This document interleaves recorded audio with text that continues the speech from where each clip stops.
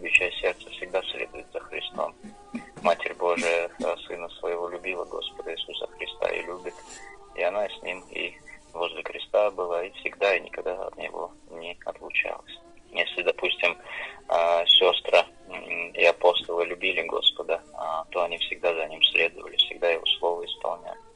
Особенно на последнее время, когда всякие еретики становятся именно жиды, те, которые Христа убили. То есть, да, их власть приходит такая, они захватывать начинают эту власть. Они, конечно, начинают извращать учение Христово. Поэтому нам нужно обязательно держаться все то, что Господь заповедовал. Если Господь обличал иудеев, и мы должны обличать. То есть, вот, если Господь говорил: возлюби Господа Бога твоего всею крепостью, всею силою, то вот как раз этот путь, он идет через заповеди блаженства.